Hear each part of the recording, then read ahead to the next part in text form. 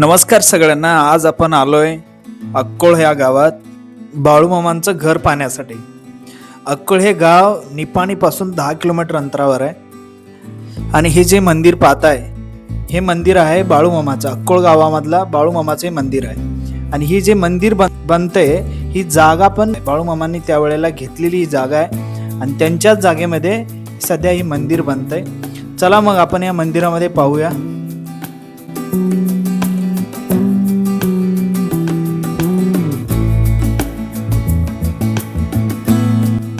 बाळूमामांचा जन्म झाला 1892 मध्ये आणि त्यांची समाधी झाली 1966 मध्ये. त्यांच्या ह्या कारकिर्दीमध्ये ही त्यावेळेला ही जागा घेतलेली होती आणि हे जे बघताय तुम्ही फोटो हे रिअल फोटो आहे बाळूमामांचा आणि ह्या मंदिरामध्ये ते ठेवलेलं आहे. रिअल फोटो एवढंच नाही की काठी पण आहे. बाळूमामांचा जो सौबतीदार आहे एक काठी पण त्यांच्यासोबत आहे, तो ह्या मंदिरात आहे. अक्कोळ ह्या गावामध्ये तुम्ही आला नाही तर बघू शकता तुम्ही.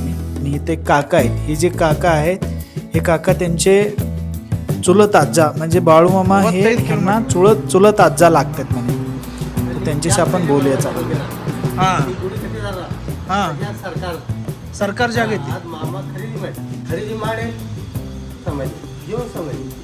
जीवन संबंध घेते ನೀವು ಅವ್ರ ವಂಶಾವಳದಾಗ ಬರ್ತೀರ चुलत आज्जा. हे कन्नडमध्ये बोललेलं आहे, थोडंसं ॲडजस्ट करून घ्या. आणि ह्याच मंदिरामध्ये बाळूमामाची आरती पण आहे. बघा ही आरती अशी दिलेली आहे आणि इथून आपण निघतोय आता बाळूमामाच्या घराकडं, जिथं बाळूमामांचा पूर्ण जीवन प्रवास गेला, लहानाचे मोठे झाले. तो त्यांचा घर अजून पण आहे अक्कोळ गावामध्ये. तो आपण बघा इथं लिहिलेला आहे. चला मग तिकडे जाऊया. जसं तुम्ही आत आल्यावर ना इथं ॲरो दिलेला आहे. हे टाकीवरती लिहिलेलं आहे की गाडी आत आणू नये आणि आत जसं थोडंसं चालत आला तर असं ह्याला सजावट करून त्यांचं घर बनलेलं आहे. मामांनी राहिलेलं घर हे अजून पण आहे आणि त्या काळचं हे घर आहे.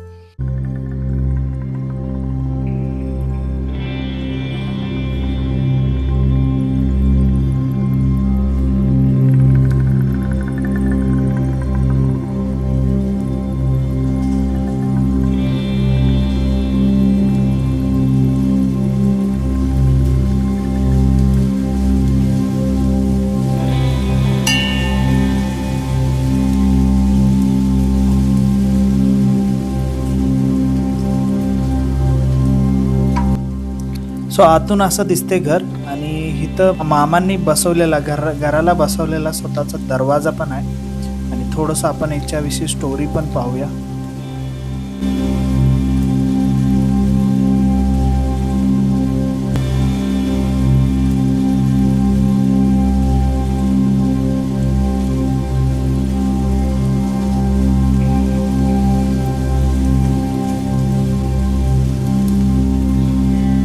जुना फोटो आहे आदमापूरचा, जो आता सध्या मंदिर आहे त्या मंदिराचा अजून पण एक फोटो आहे, मरुबाई मंदिर म्हणून. इथं मामांनी समाधी घेतलेली. ह्या घरात काहीच त्यांनी चेंजेस नाही केलं, फक्त वरती हा डेकोरेशन केलेलं आहे आणि ज्या वेळेला जुन्या काळी जसं घर बांधत होते तशाच प्रकारचा हा घर आहे आता पण. कुठं साप काय आहे ते साप नाही, मामाने साप पाळलेला असं काय. ती देवी असते, ती मेंढरा काय गेल्या त्यांच्यासोबत येते. यल्लमा देवी असते. बहिणीला 3 दिवस सेवा करायची, 2 दिवस करते, तिसऱ्या दिवशी मारते. भावानी मारते. त्यांना माहित नव्हतं का भावांना?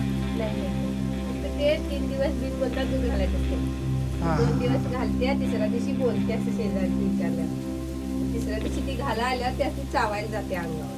त्यावेळेस ती भावातून सांगत जाते, मग ती भाऊ तिथे घेऊन मारले. ही स्टोरी आहे बाळूमामा सोबत आलेला नागाची म्हणजे यल्लमा देवीची. सध्या ह्या घरात त्या नागाचे पण पूजा केलं जातं.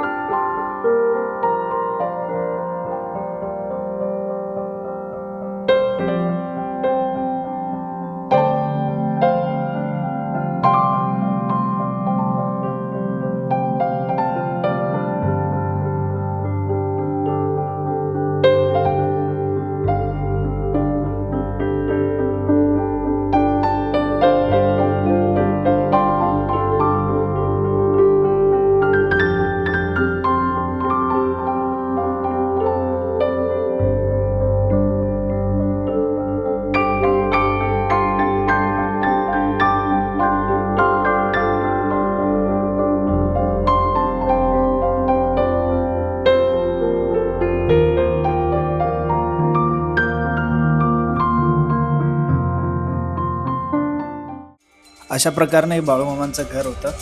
आणि आजच्या व्हिडिओमध्ये बस एवढंच. आपल्या चॅनलमध्ये जर नवीन असाल तर आपल्या चॅनलला सबस्क्राईब करा आणि व्हिडिओ आवडला असेल तर व्हिडिओला लाईक करा. नक्की आमच्या चॅनलला सबस्क्राईब करा. धन्यवाद. भेटूया नंतरच्या व्हिडिओमध्ये.